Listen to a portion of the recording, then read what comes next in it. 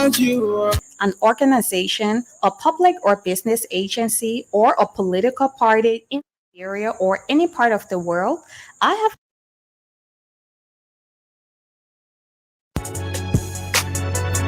Are you a member of an alumni association, an organization, a public or business agency, or a political party in Liberia or any part of the world? I have good news for you. You can now have your own private social community just like Facebook, exclusively for members of your organization. Your members will be able to download your social app from the Google or App Store or go directly on your. Don't sleep, no.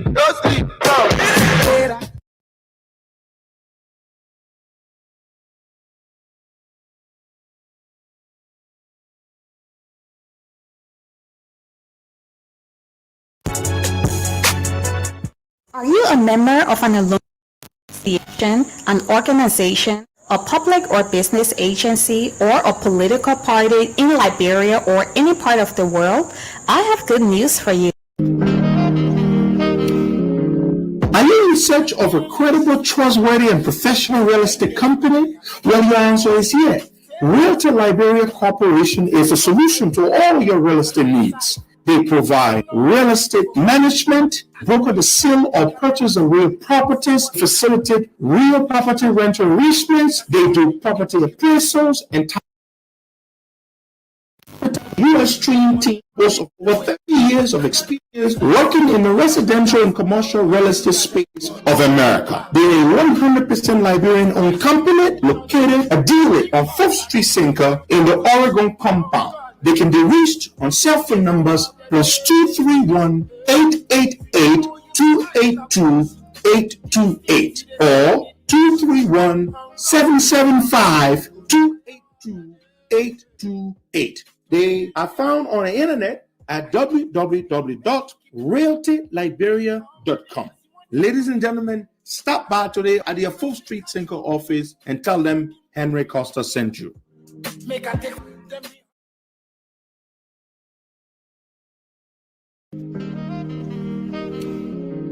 Are you in search of a credible, trustworthy, and professional real estate company?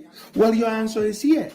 Realty Liberia Corporation is a solution to all your real estate needs. They provide real estate management, broker the sale or purchase of real properties, facilitate real property rental arrangements. They do property appraisals and title searches. Their effective and competent U.S. trained team boasts of over 30 years of experience working in the residential and commercial real estate space of America. They are a 100% Liberian-owned company located ideally on 4th Street Sinker in the Oregon compound.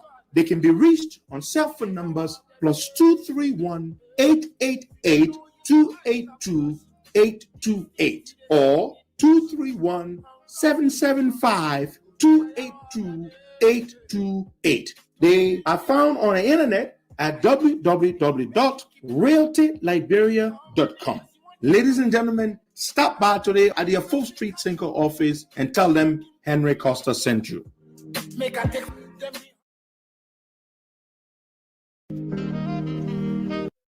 Don't sleep, no. When you talk durable, environmental friendly, and an all-weather surface smoothener, the only name that comes to mind is Zize Quality Paints.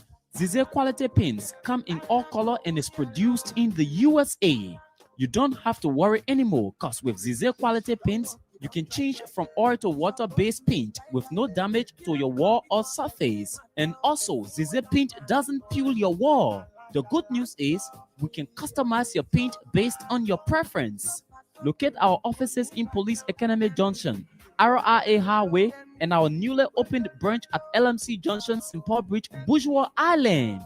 For the first of its kind in Liberia, Zize Quality Group of Companies Incorporated introduces the Painter Referral Cash Commission. Professional painters can earn referral cash commission ranging from $5 United States dollars to $375 United States dollars when your client buy minimum total sale value greater than or equal to $200 United States dollars per transaction. This offer runs from September 5th, 2022 to December 31st, 2022. Interested professional painters can contact any of our Zize Quality Paint store locations. This is our way of appreciating our valued professional painters for their support and continuous commitment to doing business with us. The qualification is just simple. You must be a professional painter. Referral cash commission is based on per transaction and not on accumulated purchases. For more information, call phone numbers 0777 366 142 or 0555 386 177. Zize Quality Paints. Give your property a shine. Let me see you. Lo, lo, lo, lo. Are you a member of an alumni association, an organization, a public or business agency, or a political party in Liberia or any part of the world? I have good news for you. You can now have your own private social community just like Facebook, exclusively for members of your organization. Your members will be able to download your social app from the Google or App Store or go directly on your mobile-friendly website, sign up, get verified, and start interacting with other members of your community, just like Facebook. If you are tired of intruders invading your organization's private Facebook groups, then it's time to get an online social community of your own that will look and function just like Facebook. And you will only need to buy us a soft drink once a year for annual hosting and maintenance. We don't charge you. You pay what you can afford. We take care of everything else. Now you don't have to worry about Facebook banning you anymore. Call or WhatsApp +231 886 511 933 or call +1 307 8777 110. Let's get your social community on the road just like Facebook.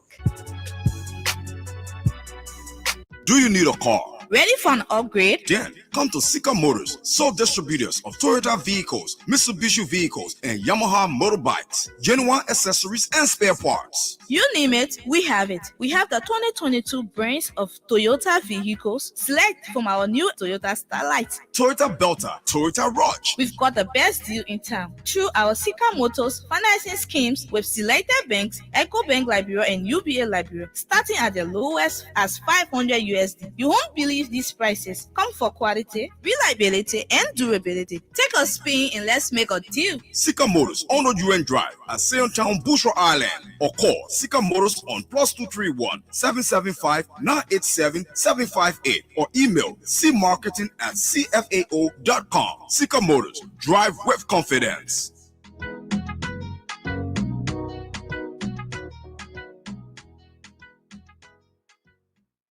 Folks, welcome to the program. Today is the 21st day of November 2022.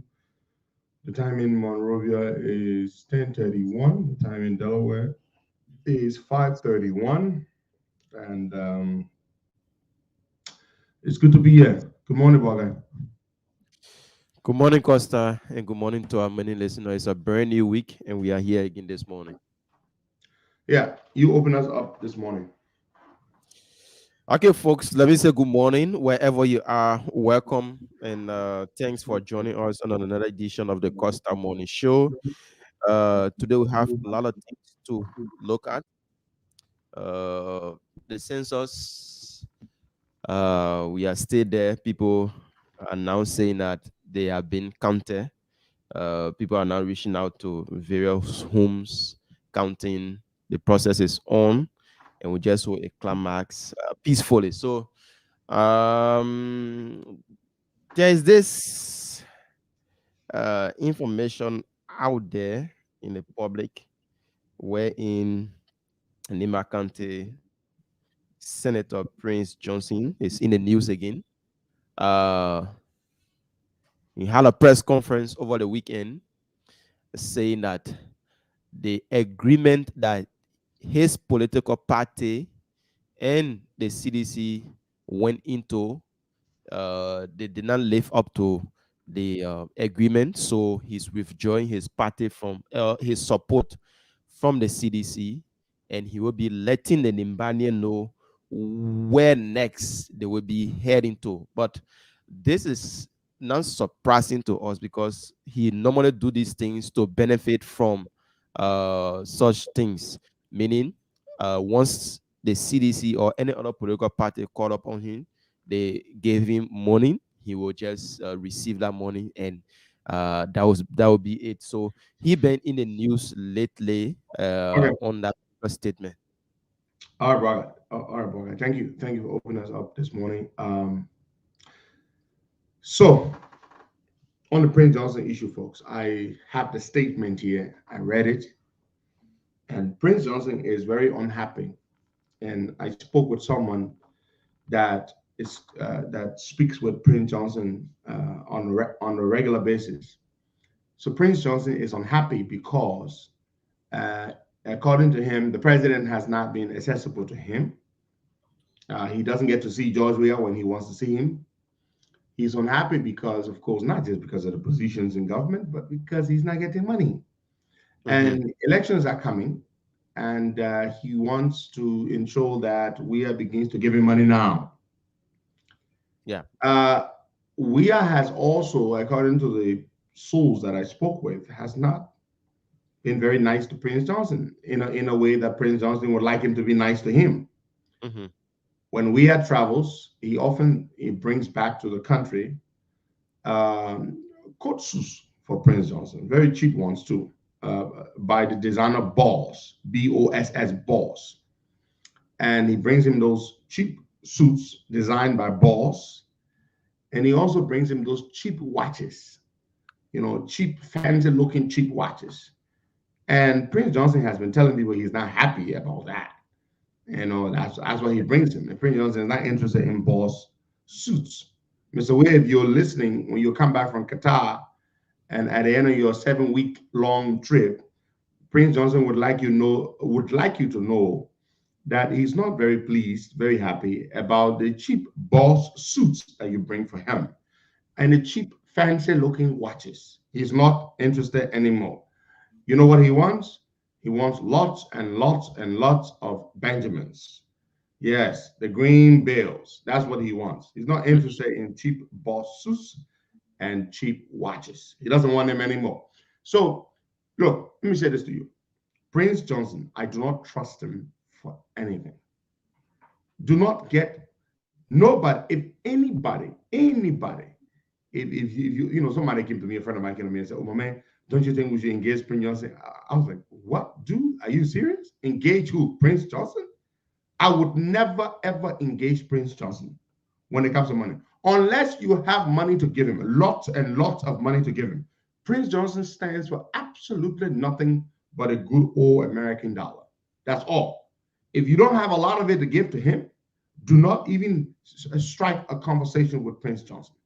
I know very well what Prince Johnson did to us in 2011 when we were in the CDC. Of course, I had gone there with my former boss, Ambassador Winston Tubman, who was a standard bearer. If you don't have lots of money to give to Prince Johnson, please do not waste your time, because the only thing that Prince Johnson likes or believes in is the almighty American dollar. That is the only thing. So why should anybody go and say, "Oh, have any hope"? Prince Johnson is playing a game. He's baiting Weah. This is a bait. He's put a bait in the water, and this bait will catch, because guess what? Prince Johnson will certainly get some money from George Weah. Now, the problem Weah has to deal with is this. Does he want to outrightly have Prince Johnson go out to campaign for him? That is something that's going to piss the Americans off. When Prince Johnson was sanctioned by the Americans, they stated very clearly that Prince Johnson engages in what they call pay for play. That's what he does. The Americans also stated that Prince Johnson often receives money from political actors, of course, mostly the government, to do a number of things for them. So that pay for play thing is something the Americans have a serious problem with. Giving a man like Prince Johnson lots and lots of money for him to support you, it's one of the reasons why the Americans sanctioned Prince Johnson. So we all have to be careful, he and his folks. You give Prince Johnson money to support you, you are going to have to deal with the consequences from the Americans. You're going to have to deal with that, because Prince Johnson, Prince Johnson makes it very clear that the only thing that moves him is money. He doesn't want boss suits anymore. Prince Johnson wants me to tell the president that he does not want those cheap watches and the boss suits that he brings for him when he travels abroad. How do you think I would know that? How do you think I know that Prince Johnson Georgia brings suits for Prince Johnson and watches for Prince Johnson? Prince Johnson said he can buy his own watches, he can buy his own suits. What he wants money. Give him his own money, he will do that. So that is the thing with Prince Johnson. So you all sit on there and be aside, oh, and then the Prince Johnson is about to leave. Prince Johnson never leaves the person that gives him money. The person that gives him money, he never leaves him. Nothing. His point in a statement, Costa, is that there was certain position that he put forth to the government. That is not even the issue. He's lying. Prince Johnson is a bloody liar. He's an old killer. He's lying. His issue, the reason he's pissed off is not about jobs for his people. Okay, he's using that as an excuse, as a justification for his statement. That's a bloody lie. Who told you he cares about his people? Who told you he cares that his people in the MDR, his so-called political party, do not have jobs? That's not what he cares about. What he cares about is the good old American dollar. That's what he wants. Doesn't care about his people. Oh, they don't have jobs. Oh, I'm sorry for my people in the cities. You know, give my people jobs. That's not what Prince Johnson cares about, black guy. What he wants is money. Give him money, and he will keep quiet.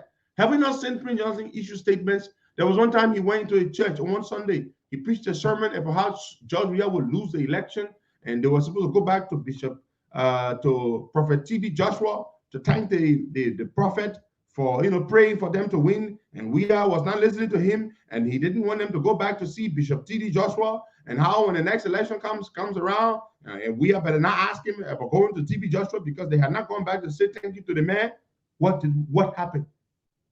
Called him, gave him some money. The next thing you know, what did Prince Johnson go? Prince Johnson went literally right back to his church the very next Sunday. And what did he say? Oh, how is going to win the election. The opposition is useless. We're not serious people. Are you kidding me? I beg you. Let's talk about something else here. Now, folks, let's move on to something. The prosecutors are on strike.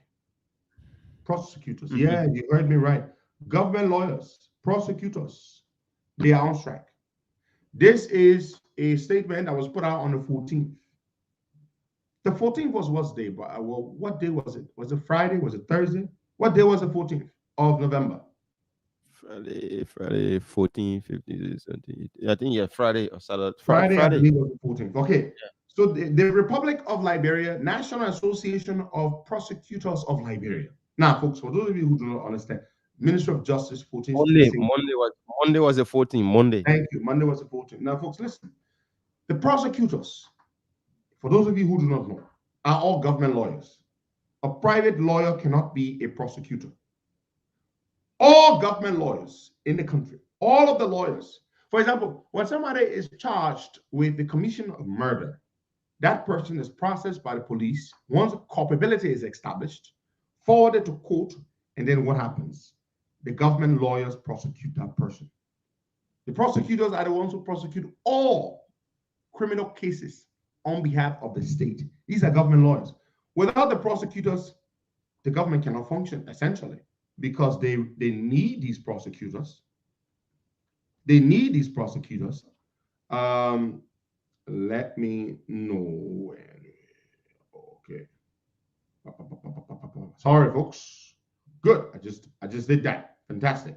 So they need these lawyers to do everything. I mean, without them, basically, nothing works. I mean, these are the government lawyers that prosecute cases on behalf of the government. So they put out this statement on Monday, the 14th of November. I'm going to read the statement for you. There's a memo to all of their members, essentially.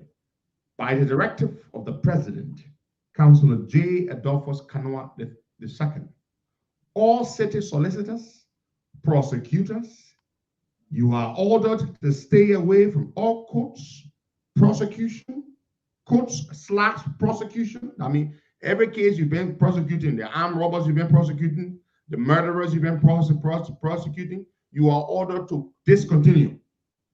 You are ordered to not go to court until the government of Liberia, through the Ministry of Finance and Development Planning, meets all demands put forth by the National Association of Prosecutors of Liberia. This boycott or standoff is meant to better or benefit the interests of all prosecutors across the country. Signed, Councillor J. Adolphus Kanoa II, President of the National Association of Prosecutors of Liberia. Now, folks, this is a serious matter. Government lawyers whose task it is to go to court on behalf of the state to prosecute all matters that have been investigated by the state and sent forward, including the individuals that were arrested with a $100 million worth of drugs. Yes, $100 million worth of cocaine. Those drug traffickers that were arrested, I have the charge sheet here. I'm going to go read it for you. These prosecutors are basically saying those guys will languish in jail and they're not going to be there to prosecute them because they are angry, because they haven't gotten paid.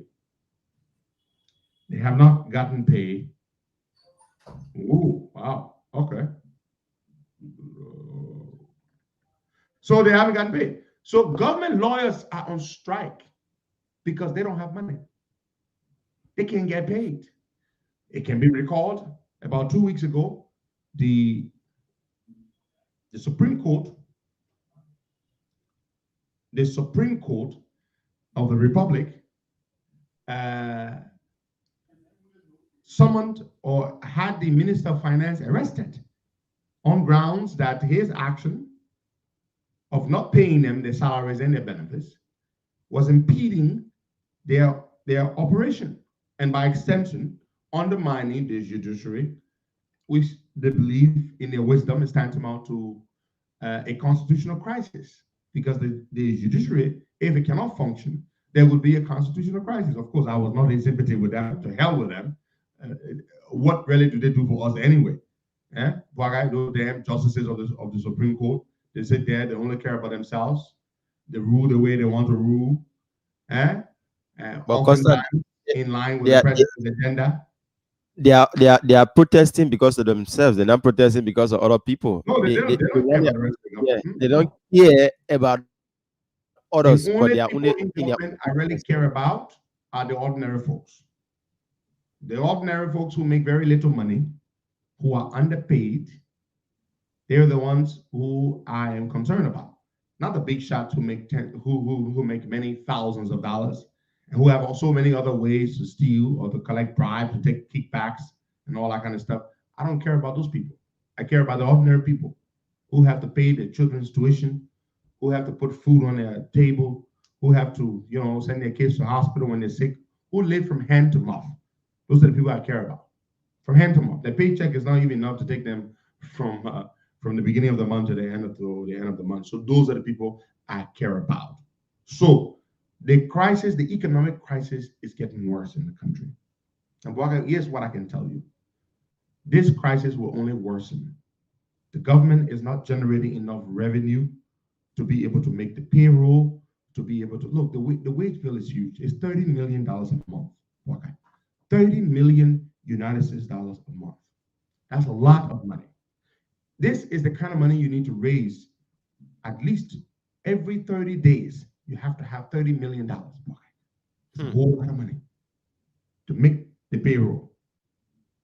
This payroll is just too big. When seditions came to power, they added extra 15,000 seditions to the payroll. They wanted to accommodate the people. I hope that's something Joe Biden is not going to do when he's president.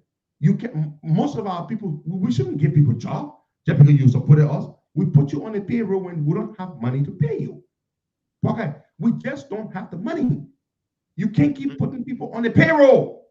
Yeah. CDC put 15,000 people on the payroll and they did so illegally. Okay. Before you get hired by government, there are a number of steps you must go through. The job or the positions first have to be, the vacancy have to be announced. When that vacancy is announced, then you go and apply and you sit a civil service test.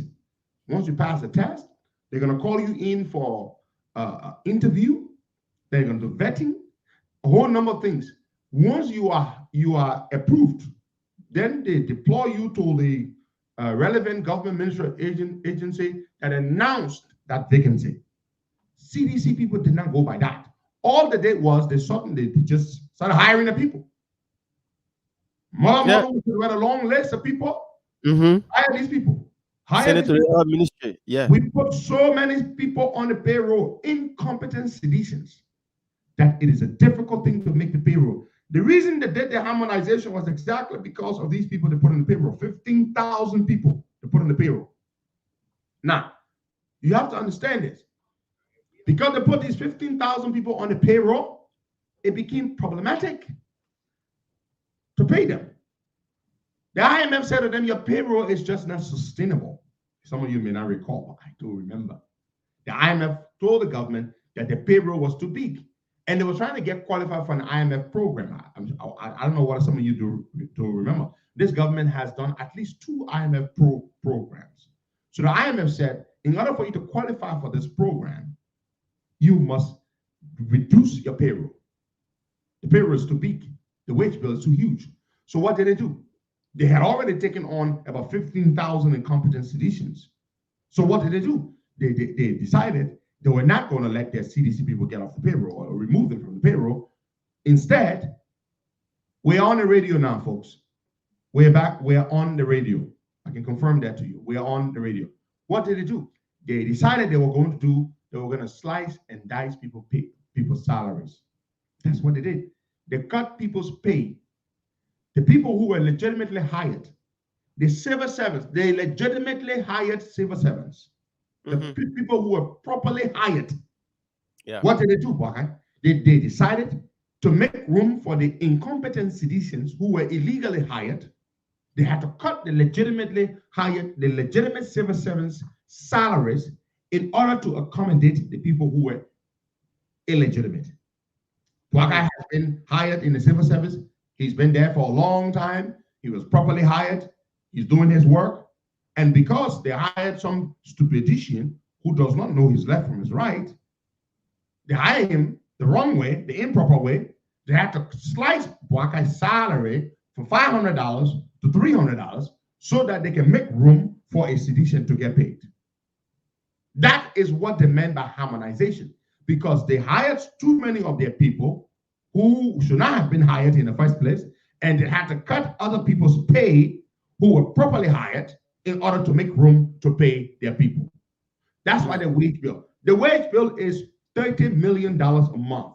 Multiply that by 12 months. What kind of country is this? We pay so much freaking money just to keep the wage bill. $30 million, $360 million a year, Boakai. Yeah. Just on salary. Just on salaries. $360 million a year. My people. What are these people producing? Huh? Well, we have a population of 5 million people, and our wage bill for government is $360 million a year at a monthly rate of $30 million. The wage bill is too big. We need to remove thousands and thousands of people from the wage bill. I'm telling you. I know that's something that a lot of people find, oh yeah, it's an uncomfortable subject, but that subject will have to be dealt with when the next government comes to power. It is not sustainable that you spend almost $400 million a year just paying people. You go to some government offices, some of you may bear me witness. There are lots and lots of people sitting around doing absolutely nothing. In one office, 3, 4, 5 people are supposed to be doing the same thing. They have nothing to do. They're just sitting there. We're paying them. We're paying millions of dollars just to keep them working. Working what? What kind of work? They are doing absolutely nothing. This is not sustainable. You spend $360 million a year on salaries. Okay, then what do they do for us, the country? We have 5 million people in the country.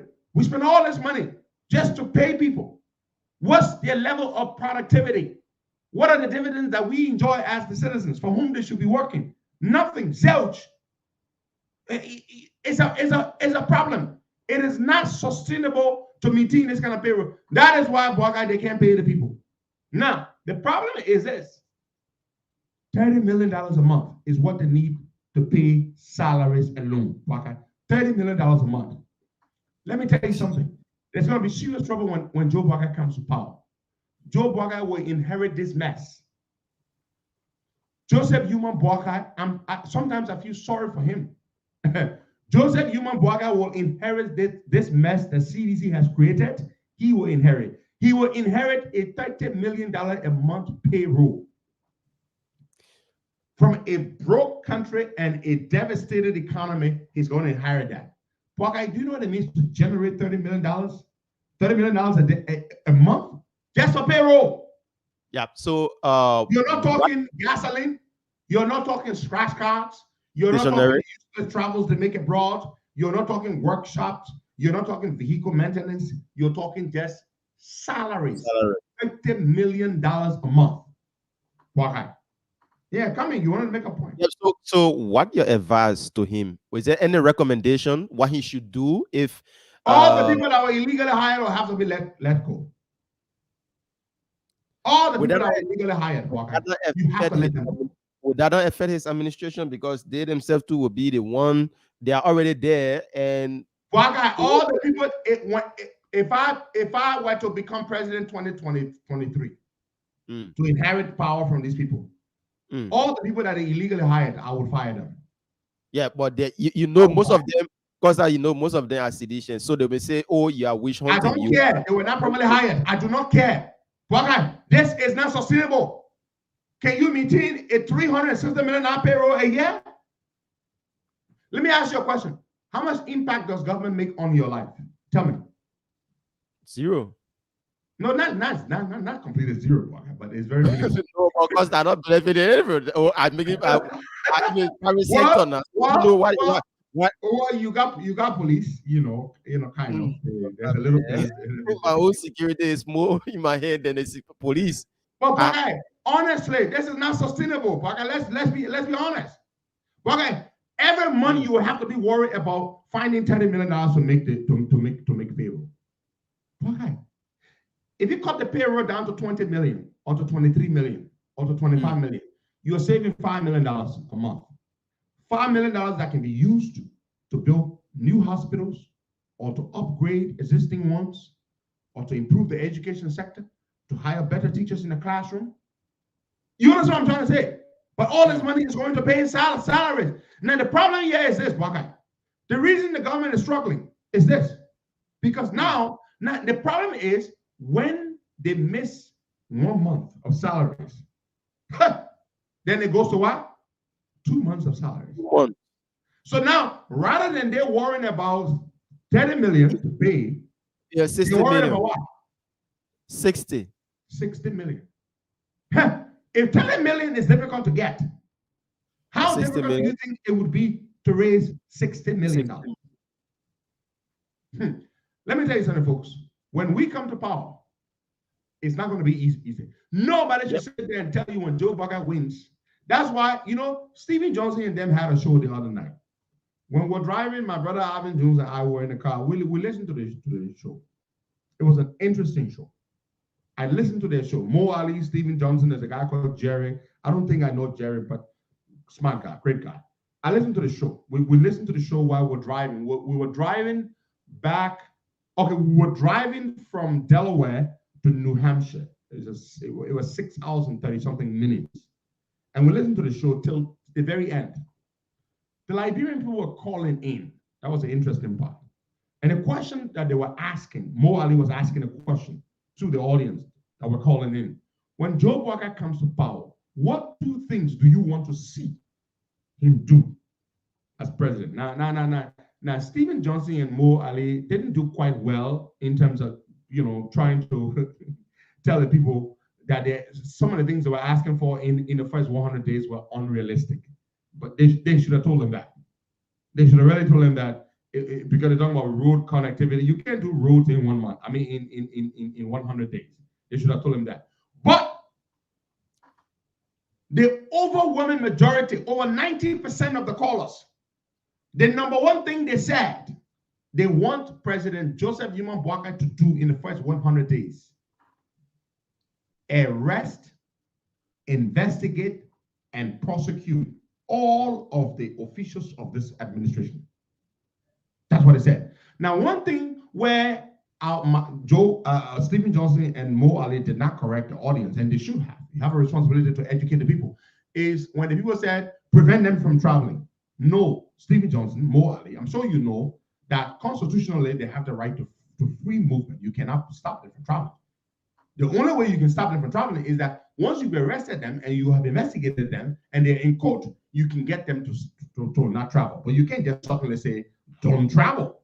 No, you can't. You can't do that. So you should have educated the audience on what can be done and what cannot be done legally within the legal framework.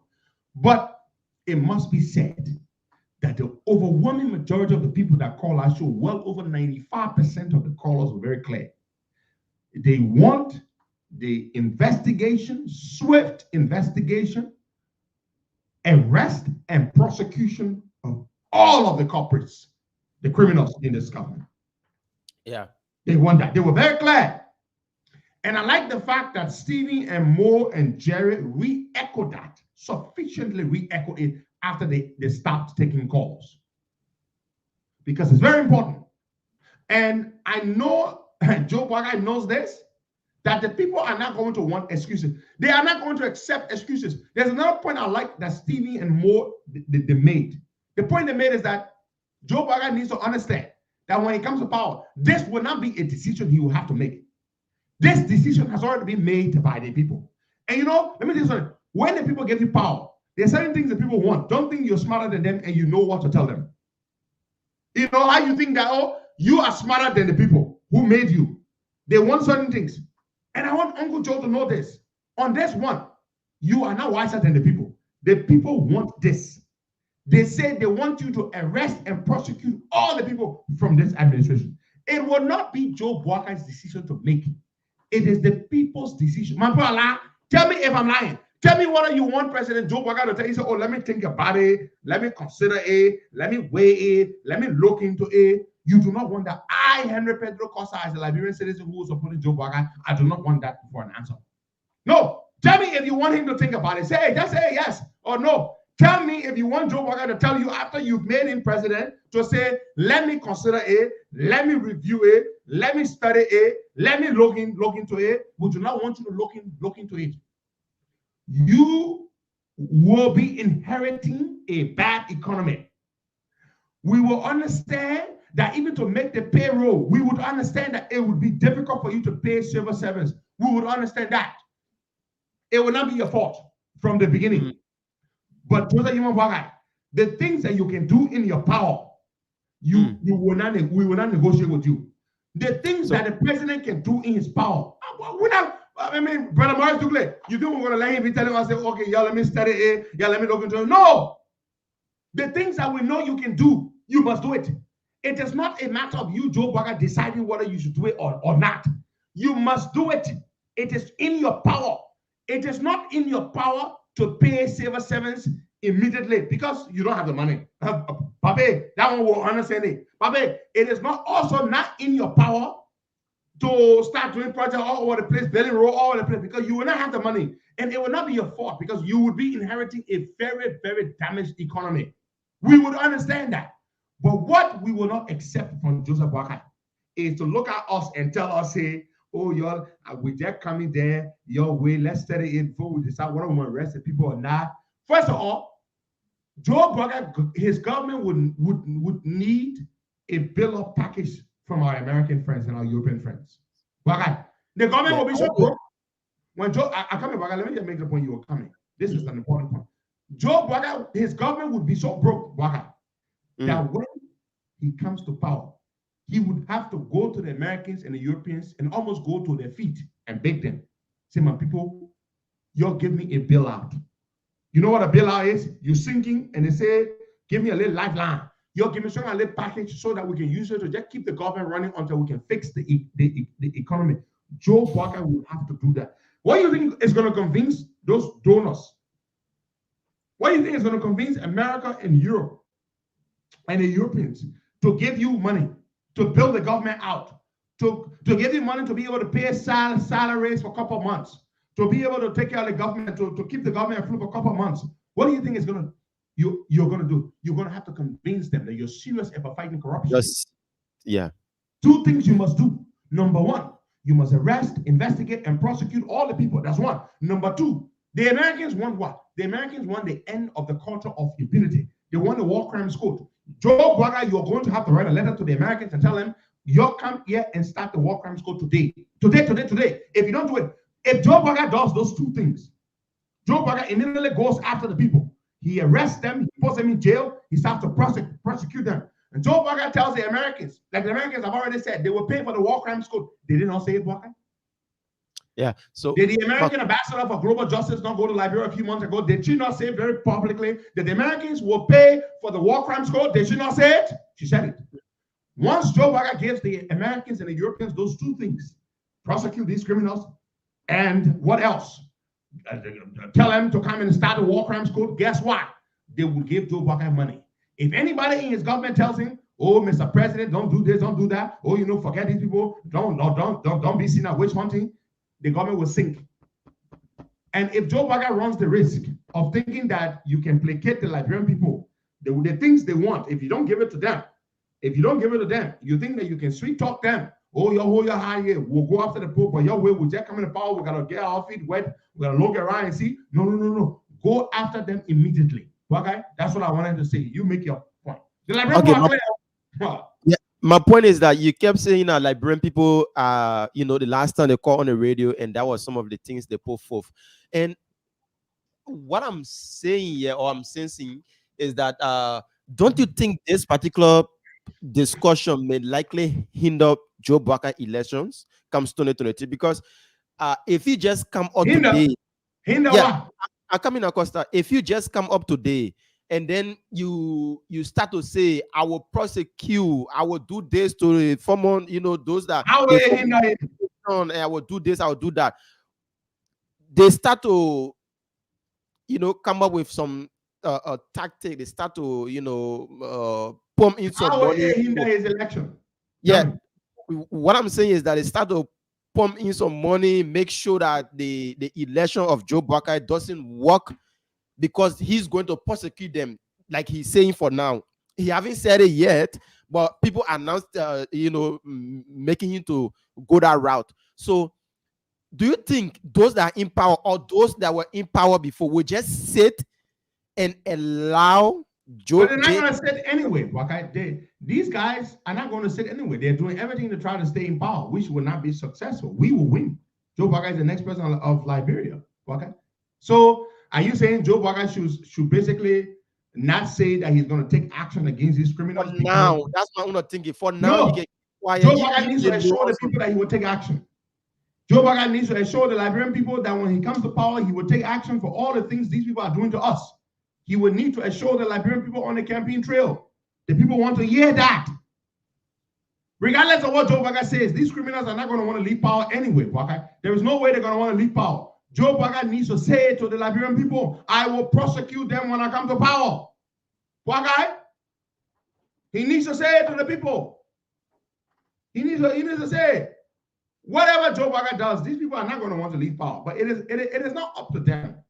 It is up to the Liberian people. The Liberian people have already decided that they want these people out of power. There is nothing these people can do. There is nothing these people can do to win power. But he needs to say it. He needs to assure the people that campaigning is all about that. Okay? When you campaigning, you tell the people your plans. You tell them your plans. Well, you will not say everything, but you will say key plans to the people. You have to say it to the people. What are you running on? You're getting me president because you're like me or Joe Bugger? No. What are your plans? And the things that people want, you have to be able to, you have to include them in your plans. If they are not originally part of your plans, they have to be part of your plans. And don't just say it to them on the campaign trail.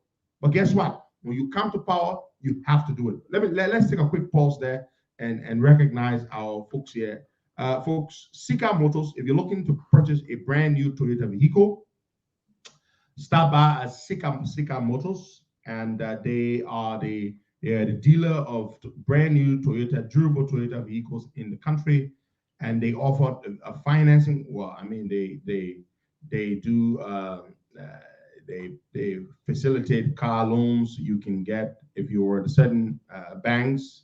They have a select number of banks that are qualified to participate in their program, in their auto loan scheme.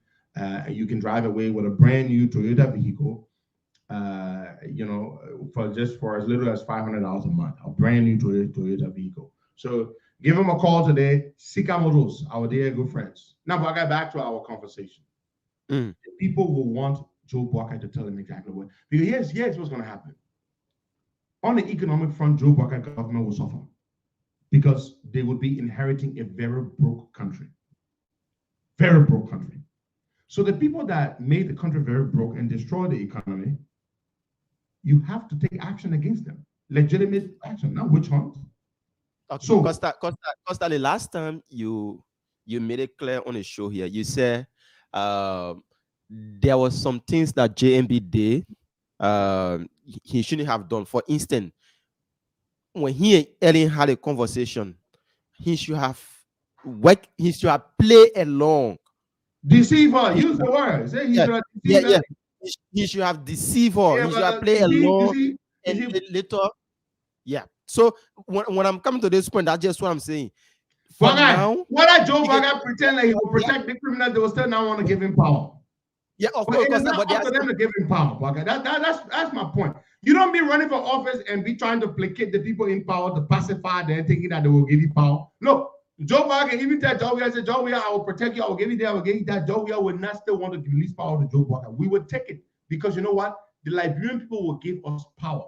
We're not relying on them to give us power. We're not relying on them to give us power. So it's not like we're sitting there and we're hoping and praying that, oh, once we sound like we're going to be nice to CDC, when we take power from them, then they're going to give us power. No, we're not going to play nice. We'll tell the Liberian people when we come to power, we'll prosecute them. And so you think because of that, they're going to say, okay, then we're not giving you power. Power is not theirs to give us. The Liberian people are the custodian of power. They will give us power. We're not waiting for Georgia to give us power. The Liberian people give Georgia power. And they will take it from him because he has let them down very, very badly. So the issue here, Barker, is this. The economy will be very bad when Joe Barker comes to power. It will still be difficult to make the payroll.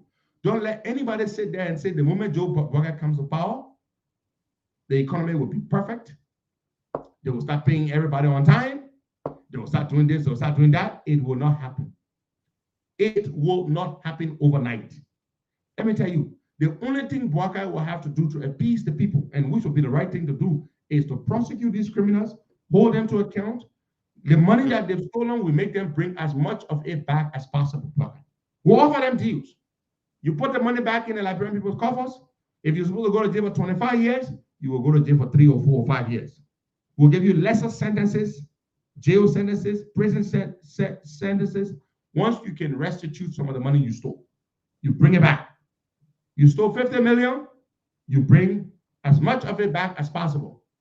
That condominium job we have built there, those condominiums in our compound, we know he owns the land, but the money he built it with belongs to us, the country. So what we're going to do, we're going to do a valuation of the land. We're going to pay him for the land and we'll take the compound.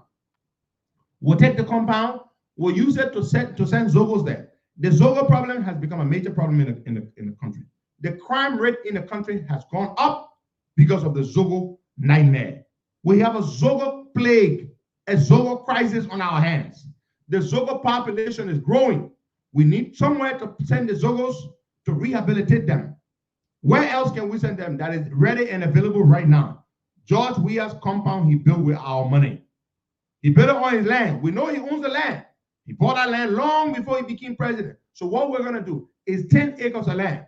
We're going to calculate the money. We're going to pay him for the 10 acres of land. We're going to take the compound. We're going to use the compound to send Zogos there, to rehabilitate the Zogos. That's what we're going to do. We're going to take. We're going to pay the man for the land. The money belongs to us. Why didn't he build that compound ever since? He only built the compound when he became president. The moment he became president, he started building the compound. We're going to take his compound. We're going to pay him for the land, and oh yeah, we're going to get them lesser sentences. They do it all over the world. You bring the money back that you stole, we'll give you a lesser sentence. It happens all over the world. You bring the money. Oh, so you rather put the man in jail forever? The man keeps the money? No, you need the money. We're not just interested in putting them in jail. We're interested in them bringing the money back that they stole from the country, and we punish them. So we're going to arrest you, prosecute you. When you bring the money back, the money you stole, we're going to enter plea bargains. If you sort of go to jail for 25 years, we'll get you a 5-year sentence. You bring the money back. Yeah, that's what we're gonna do. We're gonna do. They do it all over the world. All over the world they do it. So there's nothing wrong with that. So my people, we need to promise the people that and be very clear about it on the campaign trail. And Waka is concerned, my co-host, that when you say that the seditions will try by all means so that you don't win. But Waka, it is not up to them whether we win or not. Waka, it is not their place to determine whether we win or not. It's not up to them. It is not within their power. The Liberian people are the ones. Go ahead. You know that majority of government officials supported the re-election or even the election of Senator Darius Dillon, but they did it quietly. They did it quietly, and they think now that they can support JMB, but they're not coming up to say, "Oh yes, I will support JMB," but they will do it quietly. So now, what I'm saying, this message should be laid to rest for now. Do whatsoever you can do. Hold on. Get elected. Who do you think we're going to prosecute? The civil servant, the poor people who can take pay? Costa, once. Wait. Let me ask you. Who are the people that you think are going to be the victims of the prosecution of the cleanup exercise? Costa, once he prosecuted a man like McGill have his office staff and whatsoever, whosoever that been there. They're working for him. Really care about them. You don't know that, man. People work for you, but you don't know they are deceitful. They're not happy about what you're doing because of that. But let me tell you something. This cleanup exercise will not target ordinary civil servants. It will target officials of government, political appointees, presidential appointees who are stealing. And it is not all of them who are even stealing. It is not all of the officials in government. You think we're going to go after assistant ministers who have nothing? We're going to go after the big shots, the people who cause the problem, the people who are engaged in the corruption. Those are the people we are going to go after. We're not going to go after civil servants. Civil servants can't even take pay. The poor people who can't even send their kids to school because they're working for a government that does not pay them, and they harmonize their salaries in order to make room for incompetent citizens to be added to the payroll. So what that? Lead that thing. When you're ready to go after the minister people in your office will be clapping. Look at them, man. So the issue about if Baka is elected, there will be people that he want to put in power, and those of his supporters too will need job. And now you are saying that he shouldn't go that route because the seditions there, he shouldn't. I would never advise Joe Baka to do that. If Joe Baka wants to add another 5,000 or his supporters to the payroll, I would never advise it. You got money. Where are you going to pay them from? You already got a wage bill. You can't even pay them. You go add more people to the payroll. I would never do that. I would never advise Joe Baka to add another 5,000 UP people and ALP people and Liberty Party people to the payroll. No, Baka, you can't do that. And you, the Liberian boys, should never agree. You don't have the money.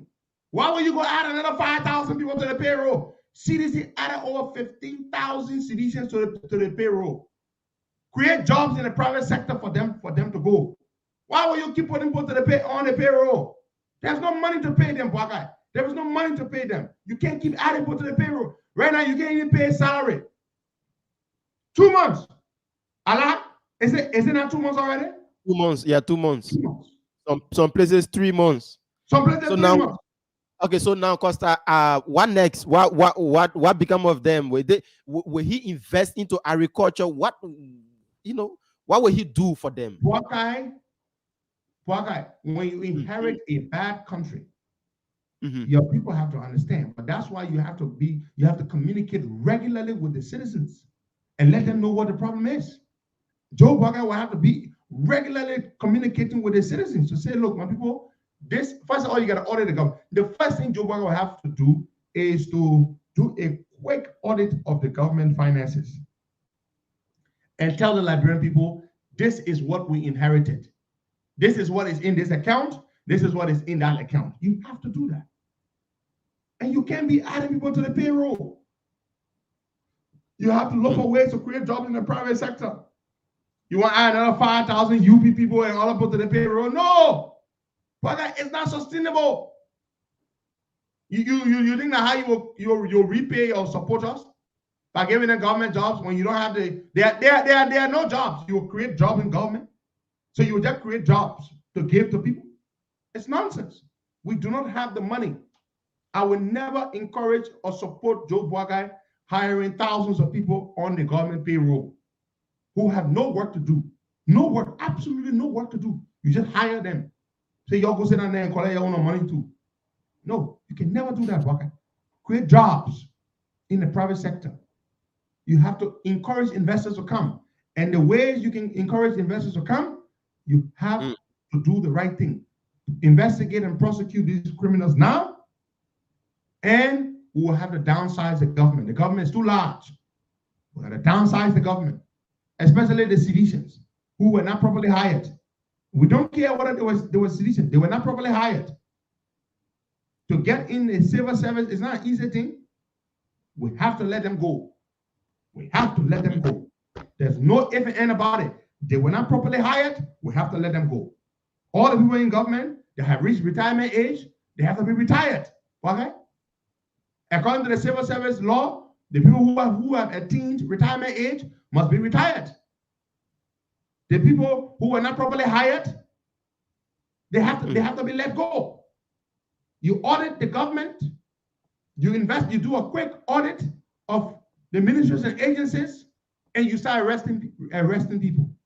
Those of them who will flee the country, before you arrest them, you ask the international community, wherever they are, you ask Interpol to issue red notices for them. Red notice.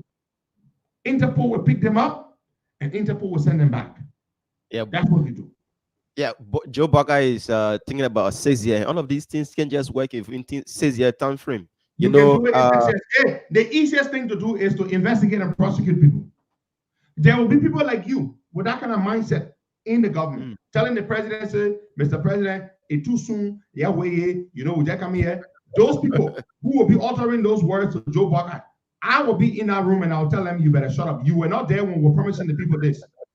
There will be no, listen, Boakai, everybody not making the same contribution yet. Some of us are telling hundreds of thousands of people to support Joseph Boakai. We're campaigning for him. There are people who have no influence today, no political influence. They have nothing. They bring nothing. They are lightweight. Those people will be in the room trying to twist the president's mind to do the wrong things. We will be there because we will be direct representatives of the people, telling the president, do not forget, these are the things we told the people. Can't talk about there's no time. What about there's no time? There's no time to prosecute people. You already have the infrastructure. You don't need extra money to prosecute people. You already got the Ministry of Justice. You already got the LSCC. It's not like you need to go build skyscrapers, or to turn the economy into milk and honey overnight. That is what you need a lot of time to do. What you already have time to do and resources to do is to grab the criminals, investigate them, and prosecute them. The people who will be telling Joe Boakai do not do it are people who are planning to steal themselves because they want the president to let those people go free so that they too can have the opportunity to steal and hope that they will go free as well. We will not do that. Anybody that tells the president a nonsense, you and I will be for it. You and I will be for it. I will deal with you. Can't tell the president, say, let the president. You know, the thing about it, me and Uncle Joe can talk straight up.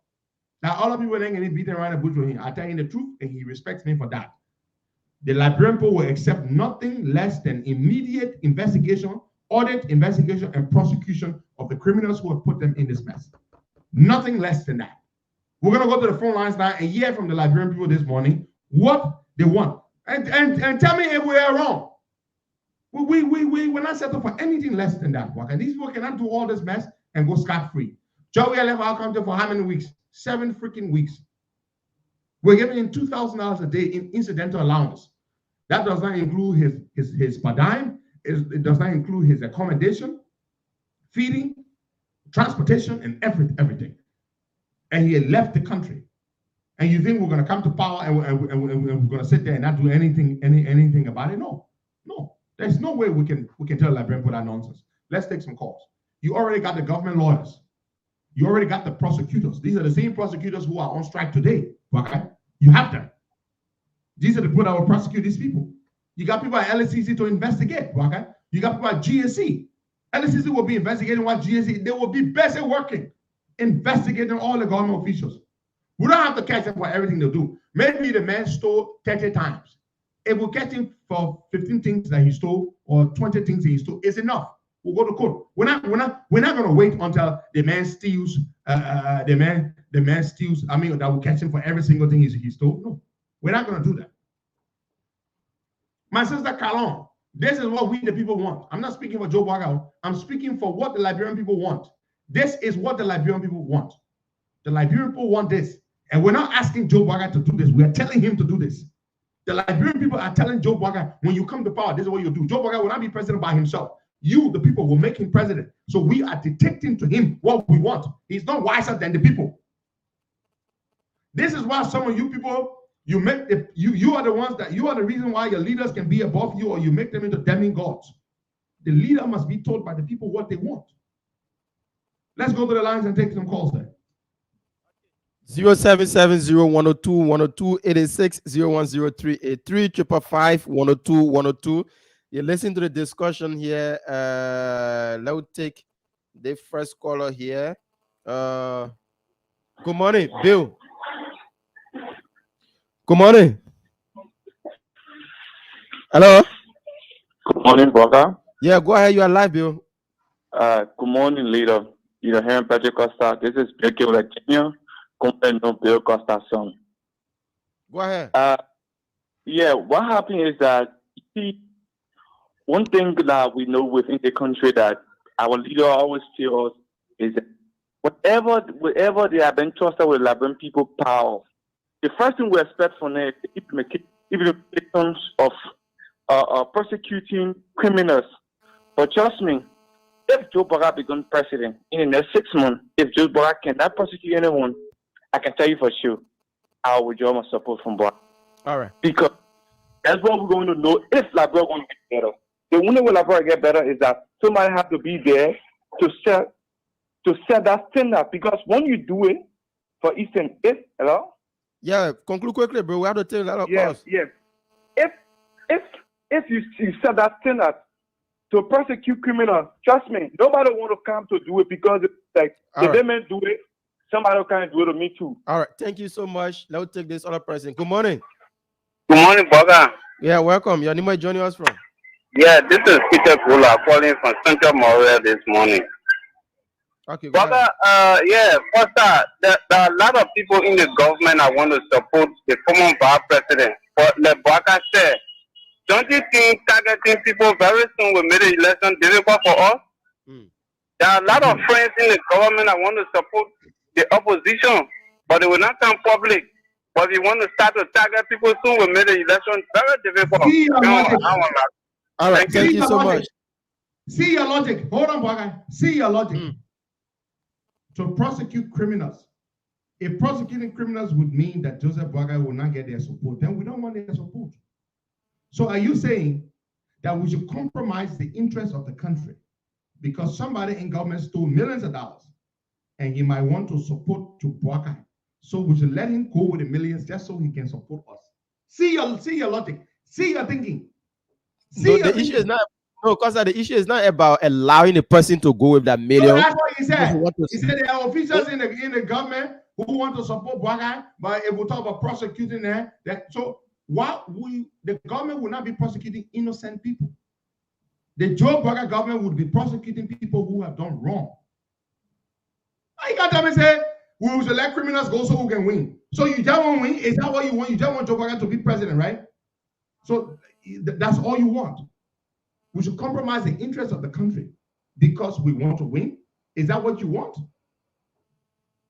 How you can't tell me that kind of thing? If you stole and you want to support us, we will still prosecute you. If you stole money from government and you want to support us when we come to power, we will still prosecute you. Let's take call. Yeah, because you can support, and once you get to the place now that you want to be, allow them to support you. You steal money. Good morning. And then you say you're supporting us, then we'll let you go because you supported us. We will not do that nonsense. Let's take call. Good morning, We boss. should How not you be doing? taking money I'm or okay. whatever support from criminals. That's the first thing. We got enough good Okay. Liberian people to Thank support you. us. We don't need criminals. This is Mike Fayette calling you from East Africa. Yeah, Uncle Mike, welcome. The issue of prosecuting rogue officials, this is something that we shouldn't be discussing. This is something that the entire world is tilting towards. Okay? Everybody looking for uprightness in golf, in association, in sports, in institutions around the world. So there should not be an exception. People still prosecute them. If Judge Bakat says, I will prosecute those who are stolen, I mean, in the morning, I will be the first person to start the land to vote for him. Okay? This should not be something that we should be even discussing. If he says it or if he doesn't say that, people will not vote for him. Let us stop this. The world around is tilting towards people being upright and modest in dealing with government and dealing with public finances. So we should be discussing this. Thank you. Thank you, Mike. Very good point. It should be an automatic thing, Wakai. But you know, it is never an automatic thing in Liberia, brother Mike. The reason we're discussing it is because it never happens in our country, and you know this, Mike. And what Mike said is true. This should not be a subject of discussion. It should not be. It should be automatic. By the time the next government comes, the next government should investigate the people it inherited power from and see who did wrong and who needs to be prosecuted. But Mike, you know as well as I do that this is not what happens in our country. What happens in our country is when they come to power, they don't prosecute the people who they inherited power from, because oftentimes they too want to steal. That is why they let them go. But we're hoping that for the first time we'll have a decent man in Joe Boakai who will be different. But at the same time, we know that there are people who will be around him. You've been Joe Boakai one man, there are lots and lots of people around Joe Boakai. Lots of them might be telling him to not do it. So we, the Liberian people, have to tell him that this is what we want. We want you to do this. Prosecute the people. Let's go back to the lines and take some more calls there. All right. Now take this person on the line. Good morning. Good morning, Baka. Let me say good morning to Costa and to the listening public. I agree with Heron Costa this morning. This is Jackson Quingba, and I'm phoning from the Rafi Highway. If Mr. Boaka want to be so successful as a president or to set himself aside from the rest of the other presidents who are led the country, his stand against corruption must be done. He should not compromise his fight against corruption. Mr. Boaka should not compromise the quest for establishing the war and economic crime code. This is what the average, the majority of our people, this is what they want. You know what? But if Mr. Boaka is strong against the threat of corruption and start with the current officials, the ongoing with Mr. Yang and the other government officials that have been caught in corruption work, well established, if he starts punishing them, it will be a clear deterrent for those who he will appoint in his government. That will be certain and he will and pleasure administers. Okay. He needs to stand out here. He needs to prosecute Mr. Yang and the following. Once it is established that they stole the Liberian people money, he needs to prosecute them. Okay, all right. Let's take somebody from this line. Martina, good morning. Welcome. Good morning, Boaka. Good morning, the leader. Good morning to our many listeners. Martina Konate Costa, Princess, to be Senator daughter on the land this morning. Boaka, if I tell you I'm not happy for the topic on the discussion, I will be lying. Let the people start fooling themselves. We are not going after civil. We can retake. Every seditious we want justice. Because the inflation in the salary, they not even get it pay on time. Imagine you will make 3-4 months, you're not taking pay. And they say your name on government payroll, you're making money, you're not taking pay on time. So everybody will want justice. And if people only think that we coming after them, we're going to harmonize property. We will keep harmonization, property harmonization. That's what we carry on. People who stole from this country here, we will harmonize them. Their property will be harmonized. People will go to jail for stealing. But if anybody wants to make progress in this country, The culture of impunity, we should get rid of it. That people pay for their crime. We shouldn't pay for people. Hey, I want to say the people who think say, oh, but Bwaka say you will go after criminals. You criminal as the one who bringing hardship on the Liberian people. I want to say this, they are the one who bringing hardship on the Liberian people. So you think say when we say we'll prosecute the people, that we're not going for staffing my girl office. But my girl policy, why even thinking about contesting for the 2023 election? Because why he's not being banned. And all the city he carry on in this country, even John, we have property will be harmonized. So we will be harmonized for looting this country. All right, thank you so much, Martina. Let's make way for others. Good morning. Welcome. Good morning, Baga. Yeah, Paco, welcome. Good morning to my friend, Joel Costa. Out of the topic. Welcome. Thank you so much. Helen Costa said, Helen Costa, president. Your father who is listening to every Nigerian, he now on men who is coming forward to say, so we are at the government that one family knows to it. He was listening to we they call against sleep, we can call 24 hours. He was listening to all. By the people, for the people. He now going there to do a own thing. He was honest. And because the Pakistan country, you will be talking there. The people across the road said, we had them for 2 men. But the country pressures for. We are finished the former of our president. We take the power and the grace of God. Would you prepare something? Would you prepare the every resources? If you go by the way, you said it. Okay. And we support it. Nobody will go free. All right. We take everything to go by the government call. All right, Paco. Let's take this religious advisor, incoming religious advisor to the senator. Thank you. You put it right, BK. The incoming religious advisor to the Senator Masurado. I'm Sikajibo Keneka call from Banasville this morning. Okay. BK, it's like we must share the same view this morning, you and I. Something I want to suggest to the leader. As you and BK was holding and pulling this issue of corruption, do I support corruption? No. The reason corruption is not to be supported is because it caused Nigerians to look sorrowful in their own country. And one of the things I can say to you, this similar thing took place in the Bible, where the king fell in love with Abraham's wife. And he asked Abraham, is this your wife? He said, no, that's my sister. Why did he take that decision? Because he was using wisdom. But on the other side, it was lie. You understand? So at the end, when the king wanted to make a turn, as the group always does, the Holy Spirit appeared to him and said, you cannot touch this woman. So then he came out to Abraham and said, my man, you know that this is your wife, but you lied to me. He said, yes, I did it because of certain reasons. So what I'm saying to you is, for the mentality of some Liberians, I think there are certain things we don't need to tell them. Thank you for affording me the time. All right. Thank you so much. Somebody from this line. Good morning.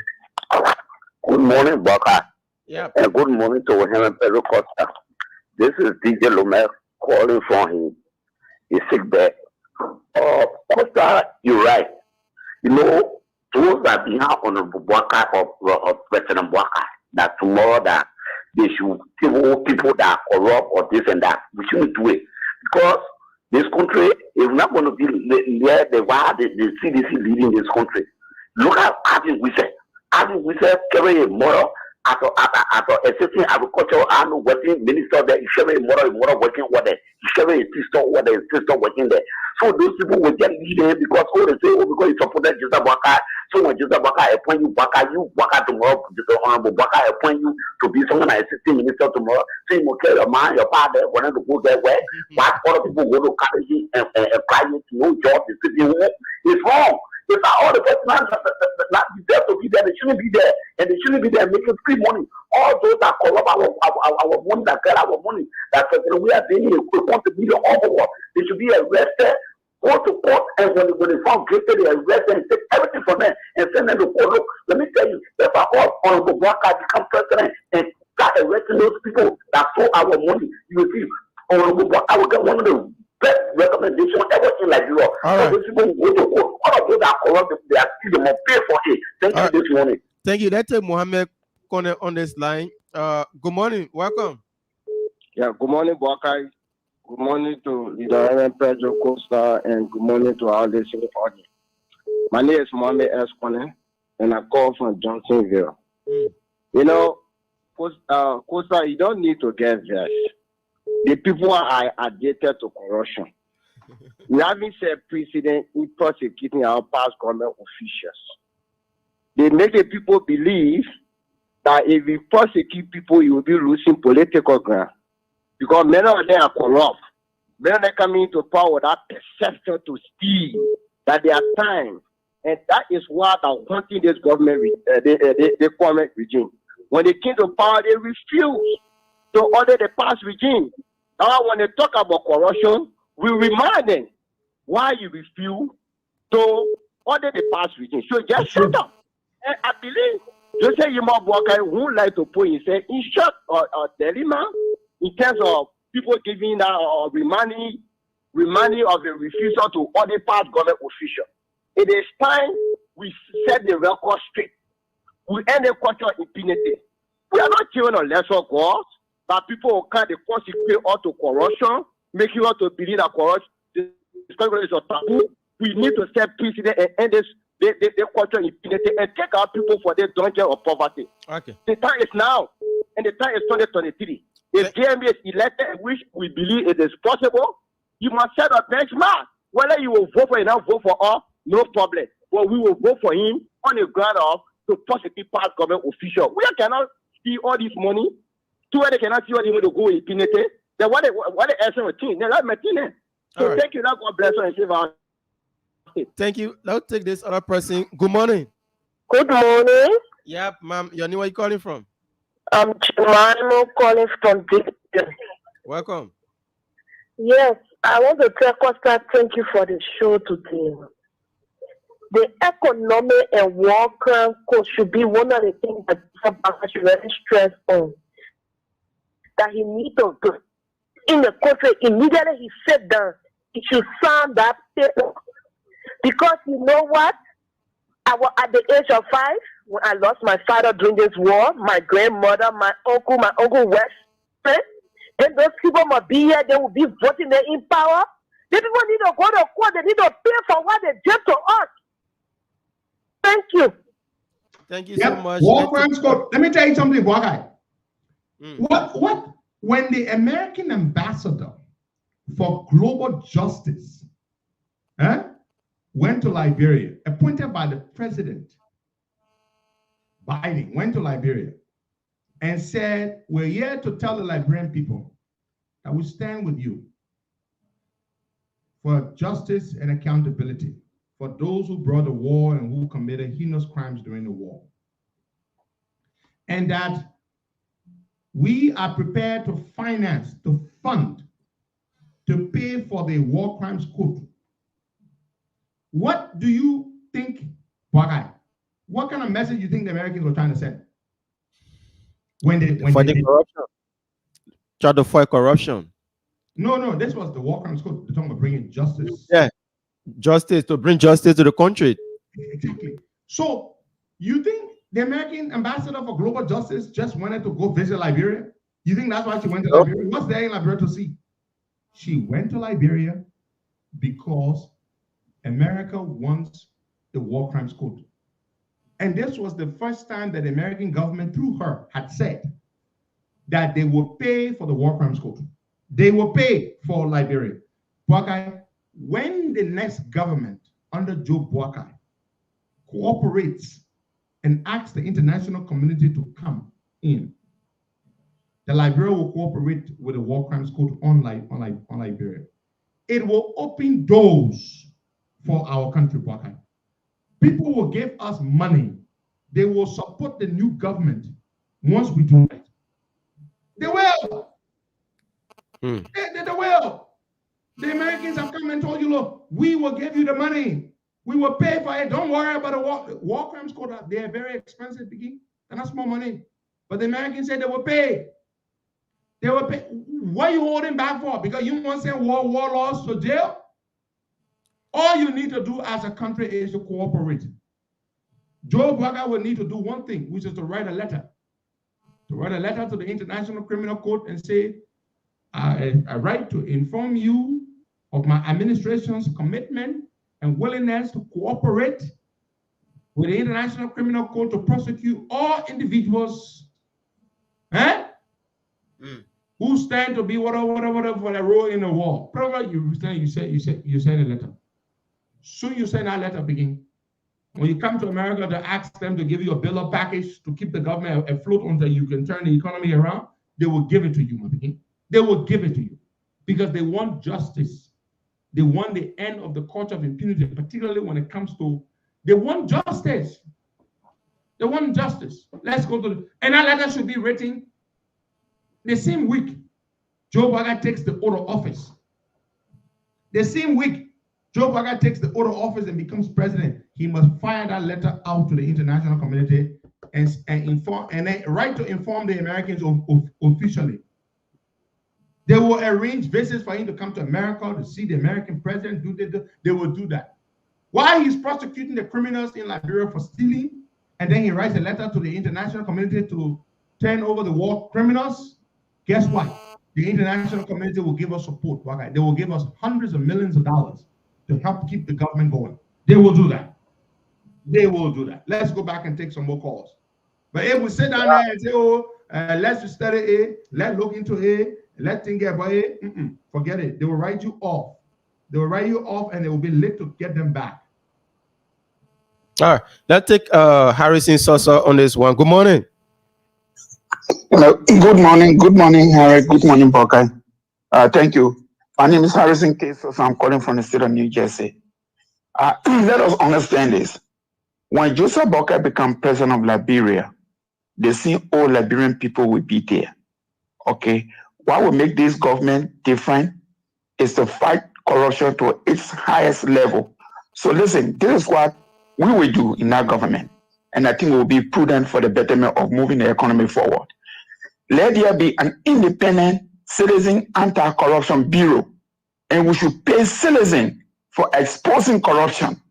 If that is done, we will do something better, because the same very government official will not cooperate with the Liberian Anti-Corruption Commission. It will be the same people. But if citizens are paid for exposing corruption, then we'll go forward. Here in the United States, you can corrupt and leave the government. After 5 years or 10 years, if the action that you took, people did not discover it and they just discover it, after you left 10 years, you will be arrested. So this, I think, we will be doing in that government. Thank you so much. Let's take this person from back home. Good morning. Welcome. Yeah, good morning, Baka, and good morning to our leader, Costa. This is Prince Rahim Sano, and I call from our resident Cinco. Right now, you see, majority of these people in the government, the present government, they got nothing to say right now concerning Joe Baka. All they will say is just that, oh, the old man is old, old man is old. And owner is not a crime or any bad thing, because everybody will get old one day. Because they have seen a picture clear on the wall already that Joseph Boakai is the next president of Liberia. So they get trying to scare people with their mere politics around here. And under the regime of Honorable Ambassador Joseph Newman Boakai, we are going to make sure to bring in the War and Economic Crime Code. I chose that 100% because it is one of Joseph Boakai's main topic for every time that he take the airway. And we will stand by him with making the next president of Liberia, and Henry Costa is going to be the next senator of Maserati. Thank you, bro. Thank you so much. Thank you, my brother. God bless you. Baka, let's take some more calls that we're hearing from the Liberian people. They're expressing themselves, what they want the next government to look like. Last week, Musa Belete was dealt another blow in the Liberty Party saga.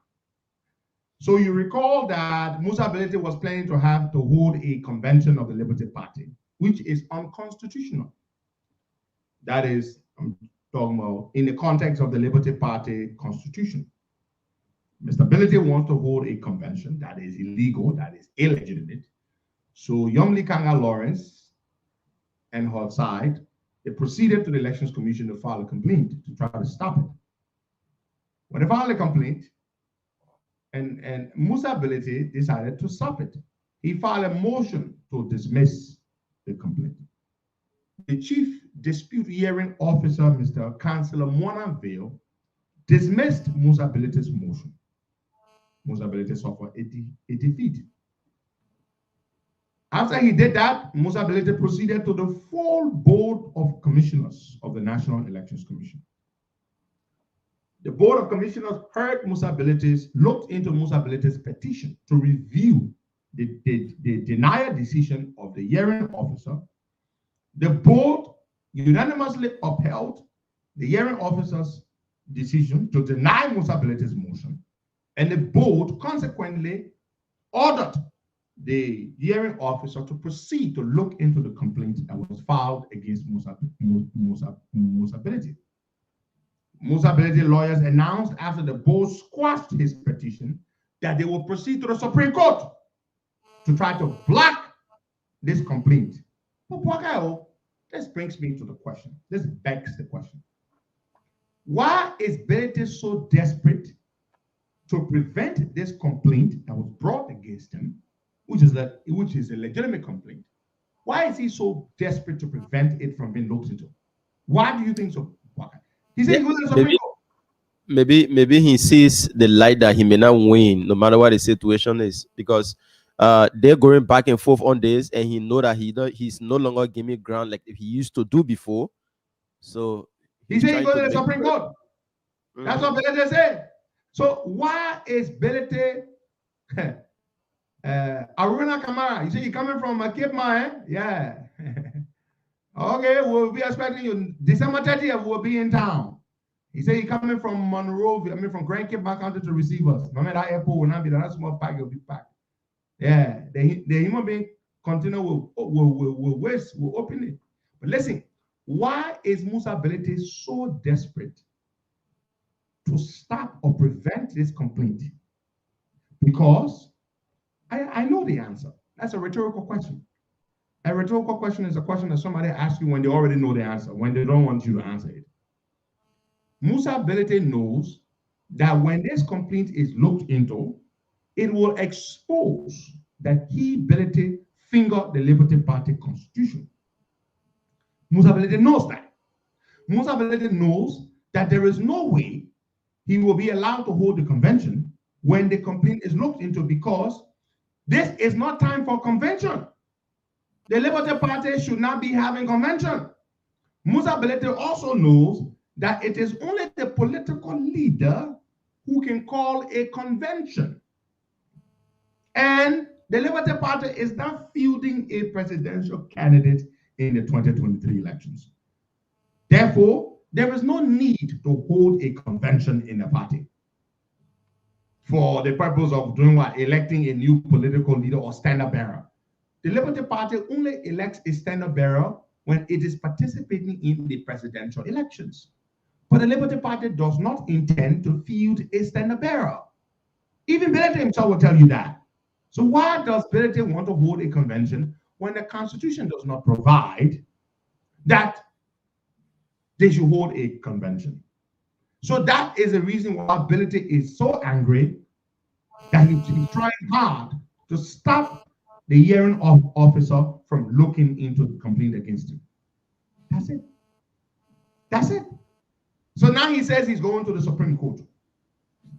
What he's going to the Supreme Court for is to stop the hearing officer from looking into the complaint. But I bring complaint against you. Yeah? I say, Baga wrong me. Y'all please look at the case. Baga wrong me. Then Baga said they might not look into the case. I thought Baga should be prepared to defend himself. But why is Baga saying that they must not look into the complaint I brought against him? Baga is trying to prevent the complaint from being looked into. But Baga, why are you afraid of the complaint being looked into? If you feel you did not do any wrong to me, you should not be afraid to have the complaint that I brought against you looked into. But Belete said, you will not look into the complaint that Young Leader brought. Oh, you say you won't hold convention of the party. The people say you're not supposed to hold convention. Yeah, you vest. Okay, you say, okay, we'll postpone the convention until the case finishes. The person let law into the complaint. You say no. The hearing officer dismissed your motion to stop the complaint from being looked into. You get back with the hearing officer. You run up to the board of commissioner. The board of commissioner said no. They want to get clear. It took clear. Back. We stay with the hearing officer. Go back and let the complaint be looked into. Then you said no. I'll go to the Supreme Court to stop the hearing officer from looking into the complaint. But what is inside the complaint so much ability is fair for them to look into? What is inside? My bro, please tell me. What is inside? Let's go back to the lines and take some more calls then. Why is Billy so afraid to have the complaint looked into? We've got 7 minutes to go. Let's go back to the phone lines and take some more calls then. Did you see the video of George Weah? Cause forget that one, man. When I come here, man, let that lay low on that thing there, bro. I beg you, please. Because that man he just want for people to talk about him. So that's why he did that particular thing. So I just really don't want us. Let's take it. Good morning. Good morning. Listen, the man said, you know, why is some team playing the World Cup? Listen. Oh, you got somebody on? Fucking finish taking the person. Good morning, bro. Now go ahead. You're live. Okay, this is Lucky J. Go ahead. Lucky J, go ahead. You're live. Okay. Long time, Don Pedro. I wish P-Square Costa a safe journey back to Monrovia on December 20th. December 30th.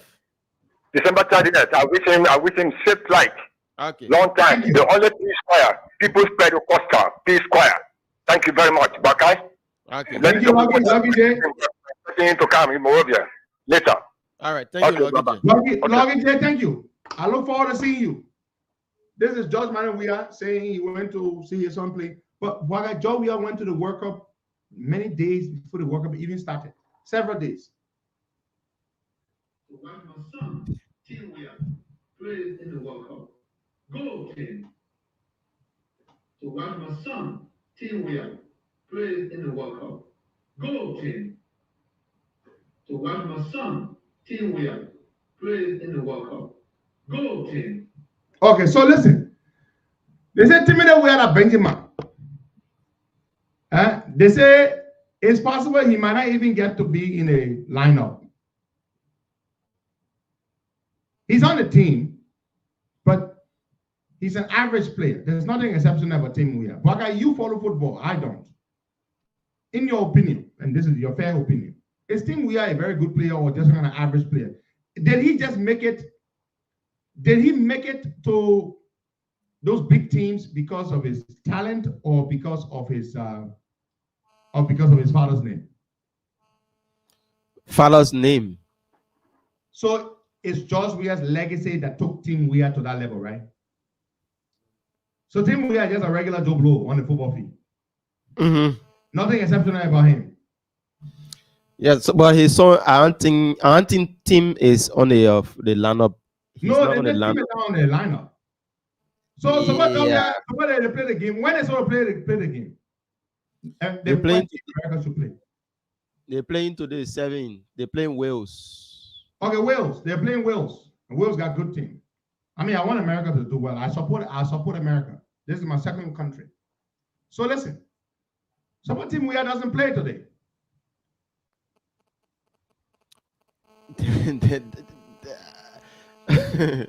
But I don't think the money to come all the way to Qatar, to go all the way to Qatar to see his son play. Suppose Tim Weah doesn't play today. What happens? Yeah, but no, man. The man will play. When they make it come from one bench, he would taste it because our president, you think the Americans are gonna care because Tim Weah's father is there to see him play, so they're gonna play him on for a few minutes to make FIFA? Yeah, some turning to make some budget, some money available. At least okay, send it to the coach. To the American coach. 5 minutes. Yeah, I need 5 minutes. Said, hey, man, yeah. I need 5 minutes. Well, they say Tim Weah is not as good. They say he's an average player. The man was with PSG. How long was he with PSG? Very briefly. PSG sold him. They said they put him on loan to Lille. with France. That team from France, from the French League One.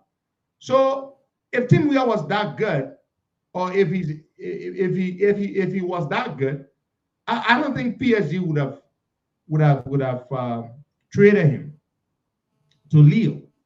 I don't think so. But he's an average player. That's what he is. Let's go back to the phone lines and see. So, but it's going to be very heartbreaking if he does not play today. I mean, I support the American team. Clearly, I do. Because America is my second country. I love this country. After Liberia, America second. But I don't. I watched the first game. Qatar is PC, really PC. Qatar spent all that money building that beautiful stadium and all the preparation, but the team is PC. Very PC. I think if you put a Lone Star in Qatar on the field, as PC as the Lone Star is, the Lone Star could very well beat Qatar. Yeah, they could beat Qatar. Qatar PC. Qatar is PC. Let's take some calls there. All right, let's take this person. Good morning. Good morning. Hello? Hello, your name, where you calling from? Hello? Hello. All right. For me, I'm supporting America because of the sanction. Because Yeah, I saw your post. Your crazy begin. So all the other reasons you could support America for, you not support America. You want to support America because you wanted to bring sanction. Because I wanted to bring sanction. Like only thing I support American people. I say, if you are listening, the U.S. embassy, Boubacar Kamara is supporting the USA team because he wants more sanctions. You say more sanctions, will support you. Fellow Liberians, do you agree?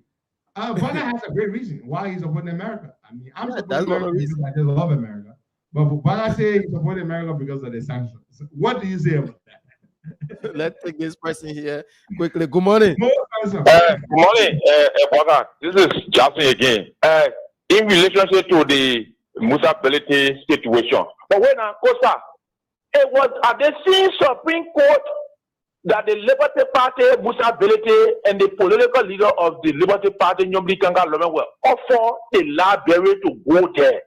So what they went in the library for? If nothing happened in the Liberty Party constitution, why the library was used to do what? Do what in the Liberty Party constitution? So the justice in Seymour, to he take a complaint, why would he be saying? Because the same Supreme Court offered the library for the both parties to go and make correction in the constitution. So what should be the second issue here? They just intended to drag the conflict in the Liberty Party, like we've been saying, the man, this particular man is in line with the government on mission and all that kind of thing. Is exactly why he's putting into the whole thing here. Thank you for the opportunity. Thank you. You trouble a good one. Let's take some more calls there. Boubacar Kamara says he's supporting America because he wants more sanctions. Boubacar, you have a very good reason for supporting. How are you? Yeah, good morning, Pavali. Welcome. Fine. How are you, sir? Okay. Yeah, I sent you the text. One of your father, who was the primary of Kwadubone, passed up yesterday, and you have more friends from that ethnic group. So we just have to give that announcement to the public that we lose one of our best primary chief in Kwadubone yesterday. So the burial will be tomorrow in Sakonedu, Kwadubone. Okay. Thank you. Let me. He sent me the message. Hold on. Paramount Chief Mohamed Kamara from he was the Paramount Chief from Kwadubone District. He passed away yesterday. I want to wish the family of the late Paramount Chief Mohamed Kamara our deepest condolences. May Allah Almighty grant him a Jannah or paradise. May his gentle soul rest in perfect peace. And normally, what they do the 7-day feast after he's buried. The 3-day first. From there. Oh, they do the 3-day, then they do the 7-day. So and then they do the 40-day feast. Yeah, the last is a 40-day feast. The 40-day feast. Okay, good. We'll try to send our contribution maybe to the 7-day feast if they will have a 7-day feast. If not, then we'll send something for the 40-day feast. Yeah, but we wish you. We convey our condolences to all of the people of Kwadubone. Let's take some more calls there, bro. 2 more calls and then we'll call it a day. Our time is up. 2 more calls. Good morning. Good morning. Hello. Yeah, brother, how you doing? I'm okay. Your name is joining us from? Yeah, brother, get me? You are live. Your name is calling from? Yeah, good morning, Pedro. This is President Costa speaking. Good morning, Pedro. How you doing? Go ahead. Yeah, brother, I want to say this. Thank you this morning for the show and you and President Costa. Brother, now that I'm speaking to you, the situation in Liberia is going out of hand. The Liberian government just pay all of the employees 7-7. But the very now this days that nobody has even received a Liberian data to get a Liberian data from them. It's seriously embarrassing on a very serious level. People can get their money, but anywhere in the bank they tell you that no Liberian data. Even the USD doesn't get it, it's very, very high on a very serious level. Things are going backward. The first time, our 2 months, have been reaching a salary. They even paying for just 1 month. They're still owning another one month. But to even get the salary for that, I'm telling you, it's very high. It's a serious situation. Okay, thank you very much. Thank you. Yeah. You heard what he said. I got this information earlier, but it's good he called about it. So the government has issued their salary checks, but there's no Liberian dollar in the banks. So people are lined up at the various commercial banks to try to cash their checks, and there's no Liberian dollar.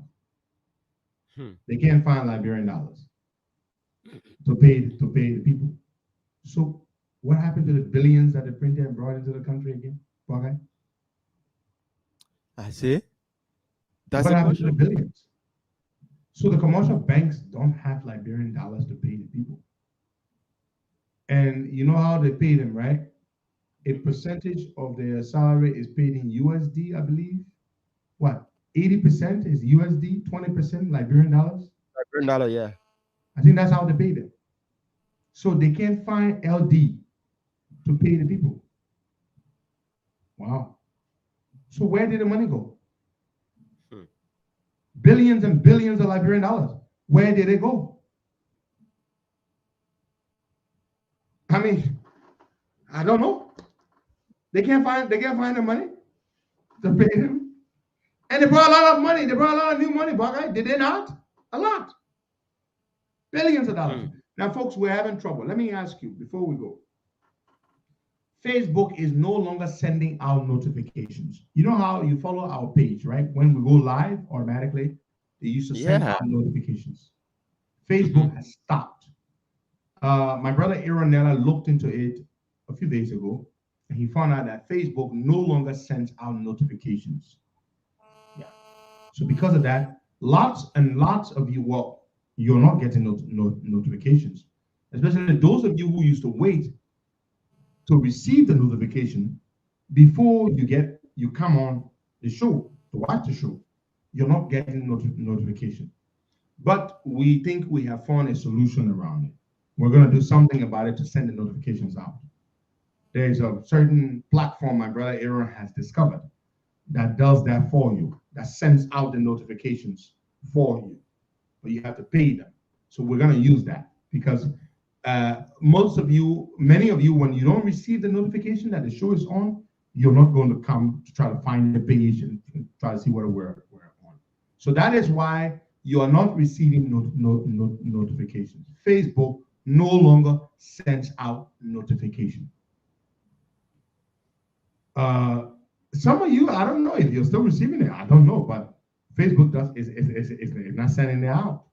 Yeah, I mean, Aaron did a research, and he saw it that they're not sending it out. I don't know if you still receive it. Okay, let me ask you: how many of you still receive notification? Do you know what notification is? I don't mean to insult your intelligence, but I'm just asking you. When the show comes on, do you see that notification to say Henry P. Costa is live? Do you receive it? Yes. No, for me, I don't receive it anymore.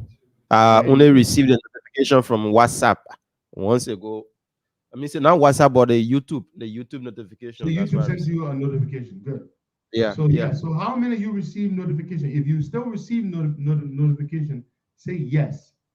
If you don't receive notification, still no. But Facebook stopped it. I don't know how is it that some of you are still receiving it and others are not receiving it. You see, it's kind of confusing. Yeah. Okay. A lot of people say they're no longer receiving it. Some people say they're still receiving it. There you go. Wow. So you see, that is a problem. Everybody should receive it, because that's why a lot of people are not able to come on the show when the show comes on. So we got to fix that. So we're finding a solution to fix it, so that everybody can receive the notification. There's a platform that Aaron discovered that sends out notifications for you when you go live. They will send it out to all of our people. We have 115,000 people on this page. 115,000 plus people on this page that we use to do the show. If 115,000 people receive the notification every time we go live, it means that they can watch it anytime. Well, Mike David said he did not receive it last week, but he received it today. So you see, it shouldn't be like that. Everybody should receive it every day. Every day. Hashim Family says I have to check. I have to always check the page. You see, it should not be like that. You see, so there you go. And then if I tell you to go and to fix your thing so that you can receive notification, there's something you can do. You have to go to your phone, I think, and to your settings and set it up in such a way that you receive the notification once the program goes live. But we need to fix that. We can't rely on people to do that, because a lot of people will not know what to do. So we want to fix the problem so that you don't have to do that. We can just send you the notification every single day. Thank you so much. God bless you. I really appreciate your feedback. We really appreciate it. And we will work on it. Yeah. Thank you. God bless you. Bye-bye. We'll be back here tomorrow, same time. Bye.